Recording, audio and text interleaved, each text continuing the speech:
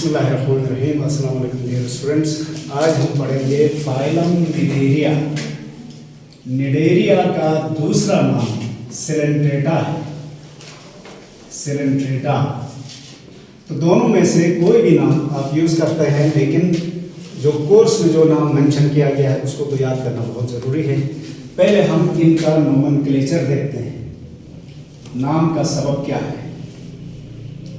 इसमें निडेरिया कहने की वजह यह है कि इनके पास मखसूस टाइप के सेल्स हैं जिनको कहा जाता है निमेटोसिस्ट्स या निमेटोसाइट्स। इनकी वजह से निमेटोसिस्ट या निमेटोसाइट्स की वजह से इनको निडेरिया या निडेरिया कहा जाता है। अब ये निमेटोसिस्ट क्या है ये मैं आगे बताऊंगा।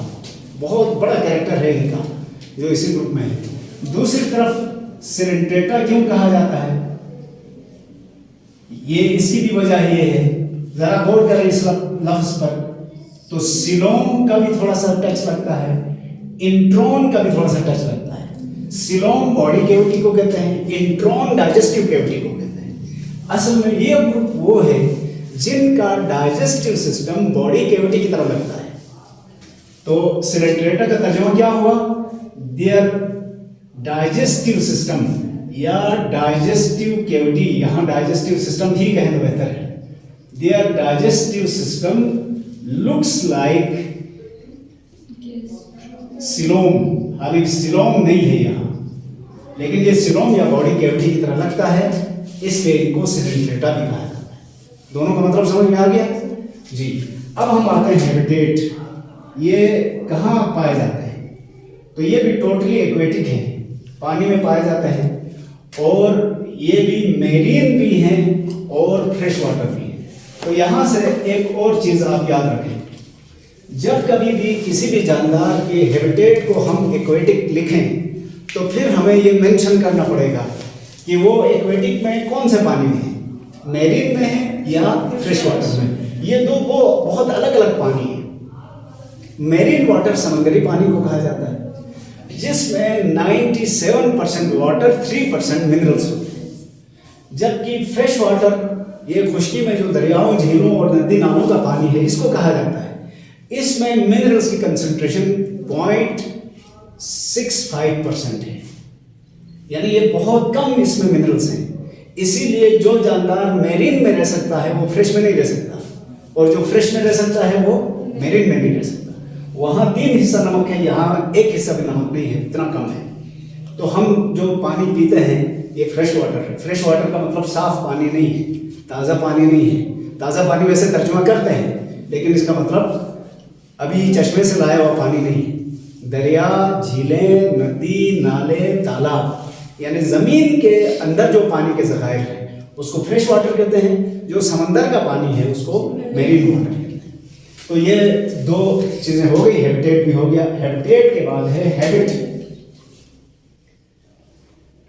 इसमें कई हैबिट्स हैं, और हैबिट में मैंने आपको बताया है कि ये पैरासाइट है या फ्री लिविंग है, ये भी लिखा जाता है, और सेडेंट्री है या मोटाइल है, ये भी लिखा जाता है।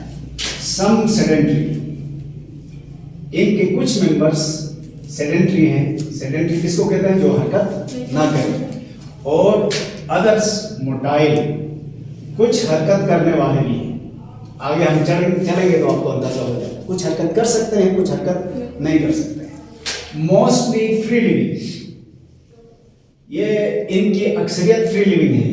फ्री लिविंग उनको कहेंगे जो पैरासाइट्स नहीं है, और सम में बी पैरासाइट्स, कुछ पैरासाइट्स हो सकते हैं, और जो पैरासाइट्स हैं वो दूसरों से अपनी खुराक हासिल करते हैं, दूसरे जानदारों से। तो ये हो गया इनका हैबिट का जिक्र। अब हम आते हैं जनरल कैरेक्टर जी। हैबिटेट में मेरीन और फ्रेश वाटर दोनों जी, हैबिटेट में सर मेरीन और फ्रेश वाटर दोनों हैं।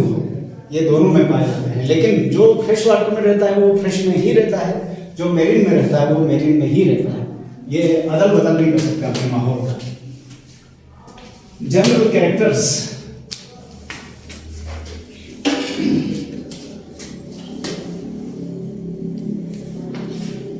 जनरल कैरेक्टर्स में आप देखें तो ये कैसे है? सबसे पहले डिप्लोब्लास्टिक, ये मेंशन करना जरूरी है।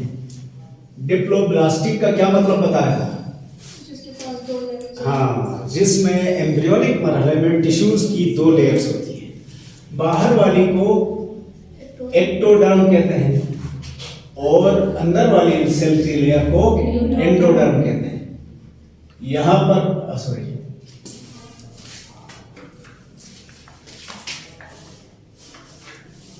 इनर को एंडोडर्म कहते हैं। अच्छा, यहां पर एक और बात हम कह सकते हैं इसी पॉइंट को, ये फर्स्ट एनिमल्स हैं जिनमें टिश्यू पाया जाता है, क्योंकि पोरिफेरा में टिश्यू नहीं था, टिश्यू लेवल ऑर्गेनाइजेशन उधर नहीं थी, इनके पास पहली दफा टिश्यू आया। और इनकी बॉडी कैसी है? Radially symmetrical. ये रेडियली सिमेट्रिकल, ये बातें हम पहले डिस्कस कर चुके हैं। इनके जिस्म को सेंटर से गुजरते हुए मोर देन 1 प्लेन से हम काट के 2 बराबर हिस्से बना सकते हैं, इसलिए ये रेडियली सिमेट्रिकल कहलाते हैं। तो अभी समझो बाकायदा टिश्यूज का आगाज हो चुका है, लेकिन हमें जो फायदा को हम आगे बढ़ाएंगे इनमें हमें बेहतरीन नजर आएगी। अब देखते हैं एक और क्या, बॉडी 2 फॉर्म्स में पाई जाती है, 2 और मोर फॉर्म्स, एक या दो से ज्यादा शब्दों में ये पाई जाती है। और 2 बहुत मशहूर फॉर्म्स हैं। एक को कहा जाता है पॉलिप फॉर्म और दूसरे को कहा जाता है मेडुसा फॉर्म। दोनों में फर्क ये है, पॉलिप इस तरह से है, ये आमतौर पर सेडेंट्री है।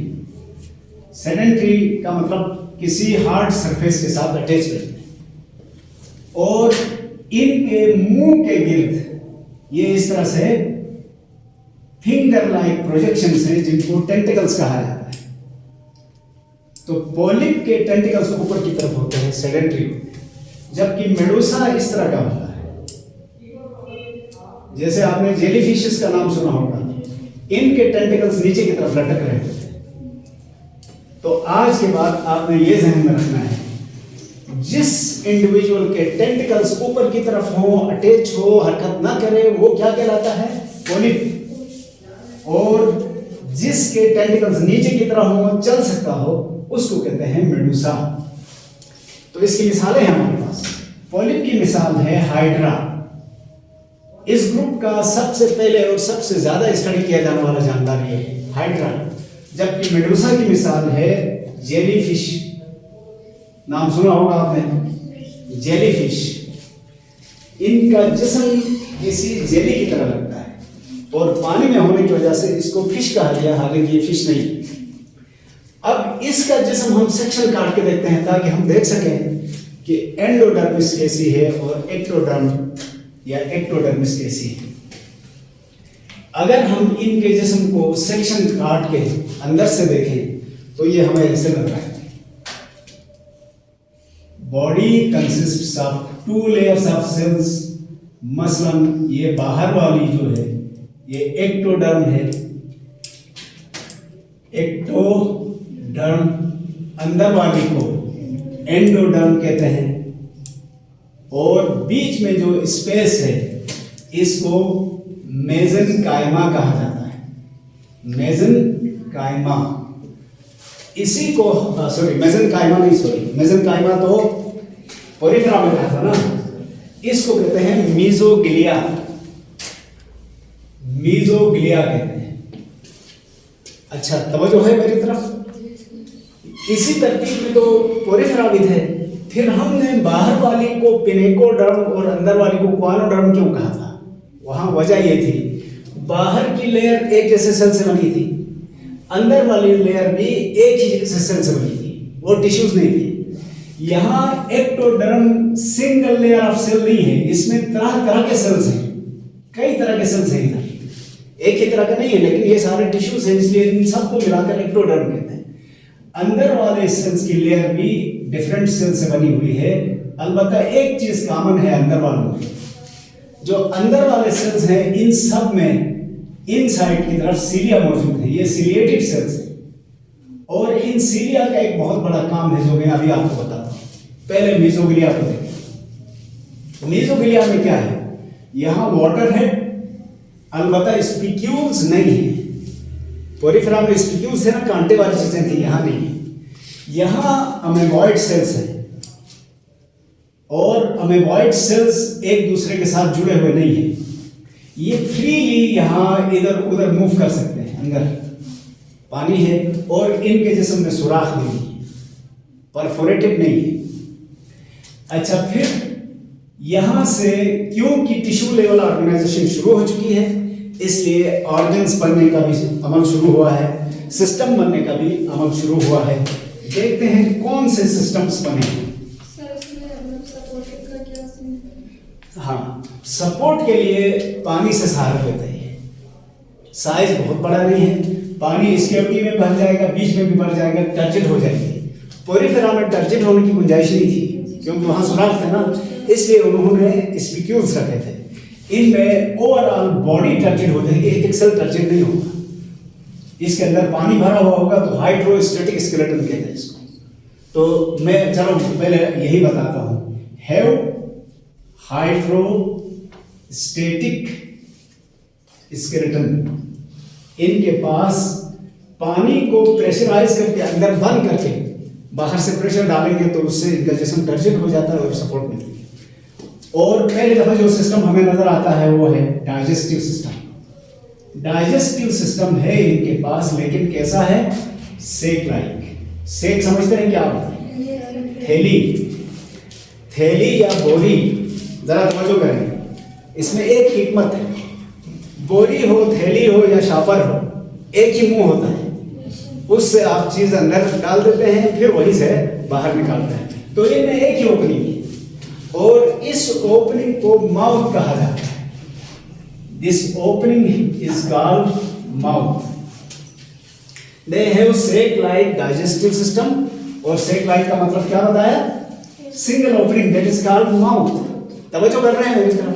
यहां से एक बहुत अहम उसूल हमारे लिए आगे तक काम आएगा। यहां से खुराक दाखिल भी होती है, यहां अंदर तक घूम के ये खुराक यहां से बाहर खारिज भी होती है।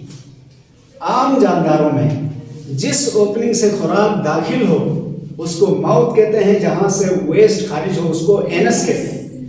हम इसको मुंह कहते हैं, हालांकि ये दोनों काम कर रहा है। तो फिर हमने इसको माउथ क्यों कहा, एनस क्यों नहीं कहा? तो याद रखना ये उसूल जो मैं कह रहा था। किसी ऑर्गन के का नाम उसके फंक्शन के हिसाब से हो तो पहले जो काम करता है उसके हिसाब से नाम लगेगा। तो पहले खाएगा तो फिर एलिमिनेट करेगा ना, तो खाने का काम ये पहले कर रहा है, इसलिए इसको माउथ कहा, इसको एनस नहीं कहा। याद रखेंगे ना, ये हर जगह अप्लाई होगा। अच्छा, सेक लाइक डाइजेस्टिव सिस्टम है और the single opening called mouth is surrounded by finger-like projections. Finger-like projections called tentacles. इनके मुंह के गिर्द उंगलियों नुमा उभार है ये। और याद रखना ये जो टेंटिकल्स है ना, इनमें भी सेल्स की दोनों लेयर्स मौजूद है, एक्टोडर्म, एंडोडर्म और मेसोग्लिया भी है। ये फिंगर लाइक प्रोजेक्शंस क्या करते हैं? टेंटिकल्स ये कई काम करते हैं। Tentacles help in injection of food.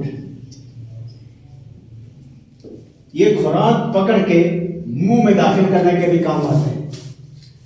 दूसरा, डिफेंस का भी काम करते हैं। डिफेंस एंड ऑफेंस,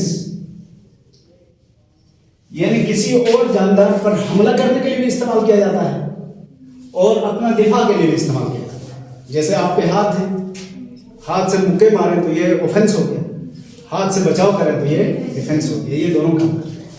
और एक्टोडर्म या एक्टोडर्मल सेल्स या एक्टोडर्म हैज निमेटोसिस्ट्स। एक्टोडर्म में निमेटोसिस्ट है ये, जिनकी वजह से इनका नाम पड़ गया है, और वो निमेटोसिस्ट टेंटिकल्स में कुछ ज़्यादा होता है। तो अभी मैं बताता हूँ ये टेंटिकल्स में ज़्यादा क्यों है। दोबारा बता दूं, निमेटोसिस्ट कहाँ पाए जाते हैं?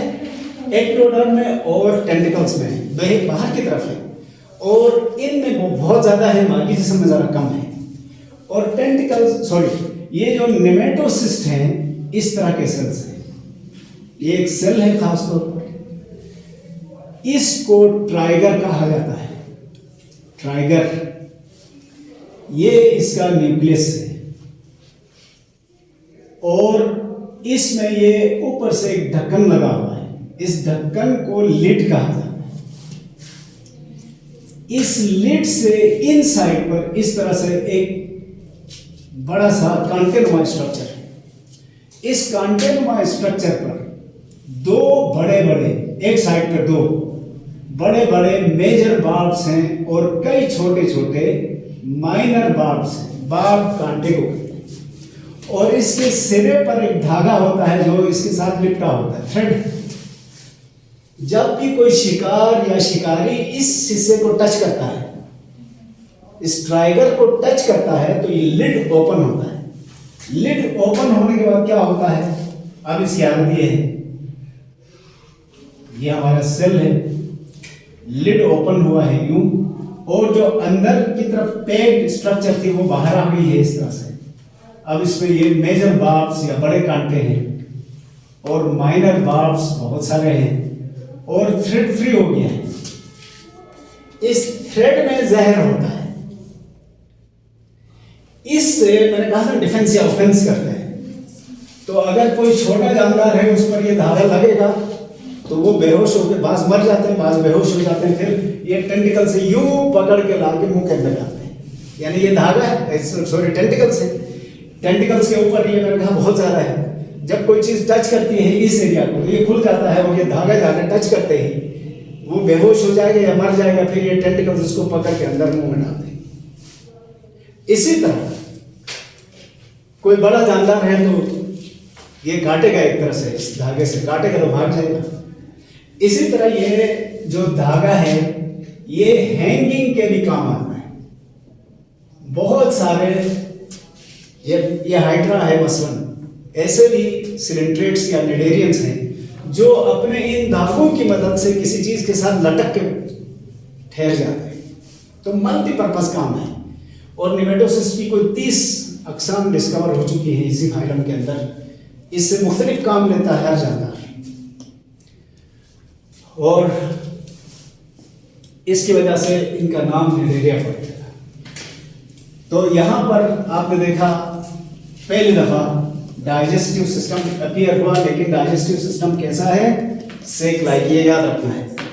आगे भी 1-2 ग्रुपों में हमें सेक लाइक नजर आएगा, उससे आगे बढ़ेंगे तो इसमें तरमीम हो जाएगी, बेहतरी आएगी। एक और नया सिस्टम इधर आ गया है, have a diffused type of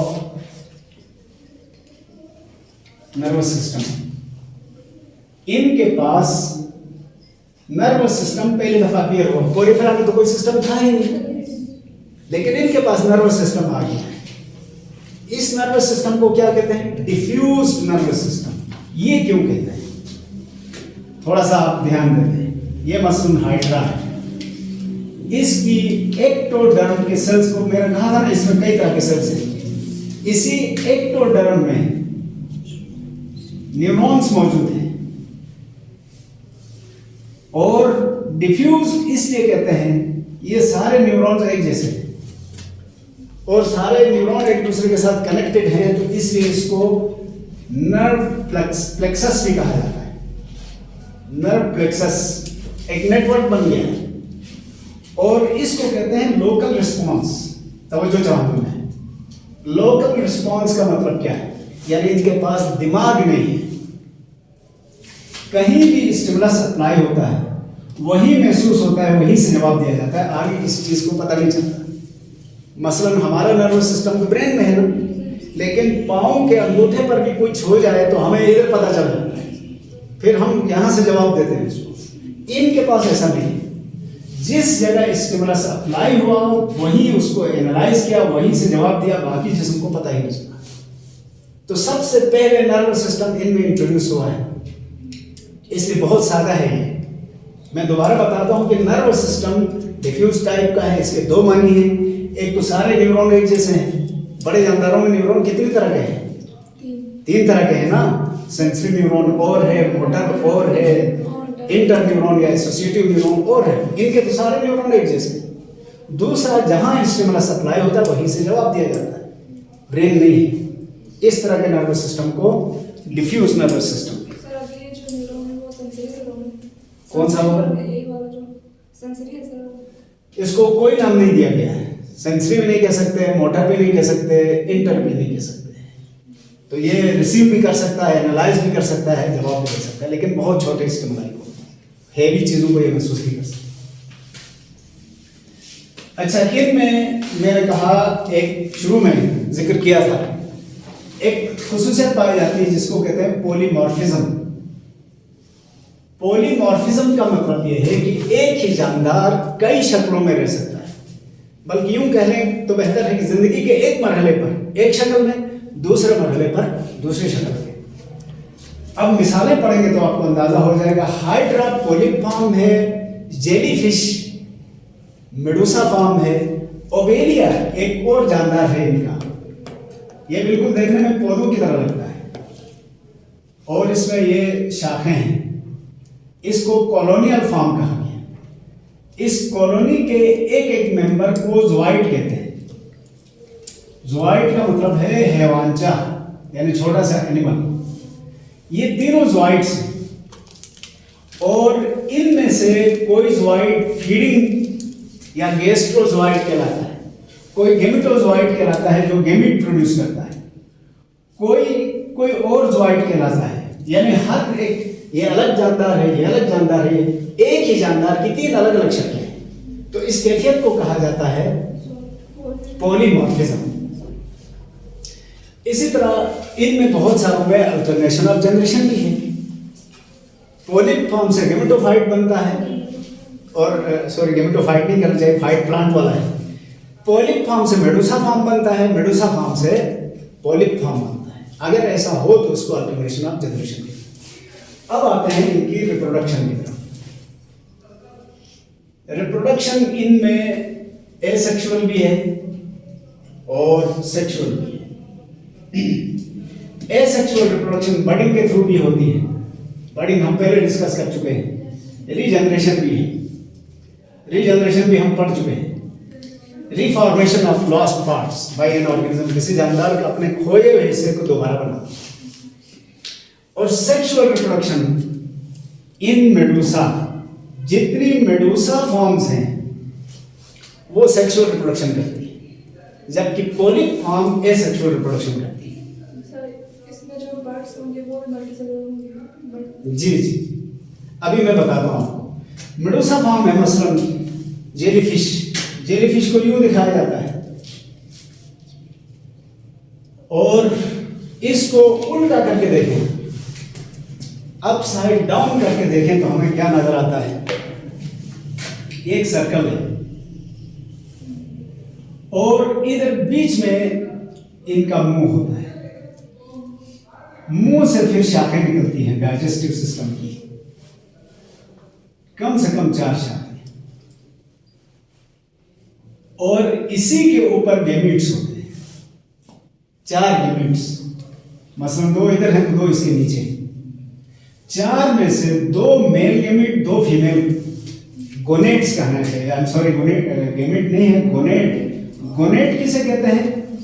gamete producing structures. ये मल्टीसेलुलर है और इसमें से मेल गोनेट से स्पर्म्स प्रोड्यूस होंगे और फीमेल गैमीट से एग प्रोड्यूस होंगे। एग और स्पर्म दोनों ये रिलीज करते हैं पानी में। पानी में इत्तेफाकन अपने या किसी और के गैमीट फर्टिलाइज हुए तो हुए। पोरिफेरा की तरह पहले मेल गैमीट प्रोड्यूस करना, बाद में फीमेल, ये इधर नहीं। यहाँ दोनों साथ प्रोड्यूस करके पानी में छोड़ दिए जाते हैं, वहाँ किसी से भी इनकी फर्टिलाइजेशन हो सकती है। तो ये हो गया इनका सेक्सुअल रिप्रोडक्शन का जिक्र। इसके बाद हम आते हैं इनकी इम्पोर्टेंस की तरफ। इम्पोर्टेंस,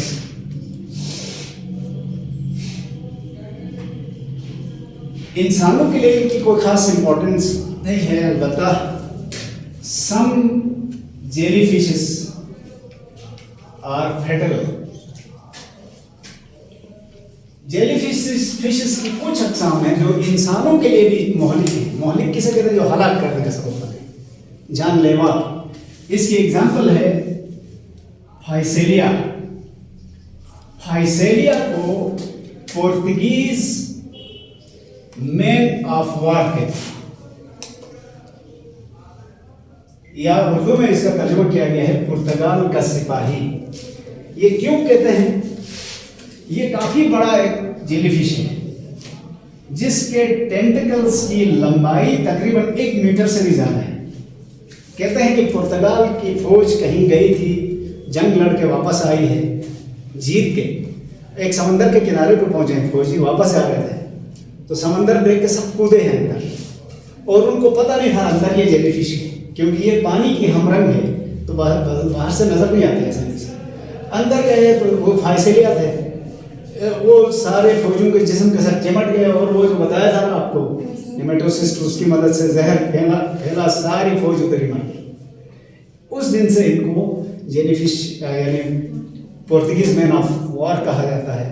और अब यूरोप में ये बहुत ज़्यादा है, यूरोपियन समंदरों में जहाँ इनकी कसरत हो वहाँ पर बोर्ड लगे हुए हैं कि नहाने से पहले इत्यादि। ठीक है, तो ये इनकी इम्पोर्टेंस है। इसके अलावा इनका कोई ख़ास वो नहीं है। हाँ, अलबत्ता इनमें से बहुत सारे दूसरे जानदारों की खुराक हैं, जैसे सी टर्टल्स जेलीफिश को खाता है, चबाना नहीं पड़ता, बहुत नरम, ये फोम की तरह है, नरम, और इनको बस निकलना है। तो ये इनकी इम्पोर्टेंस है।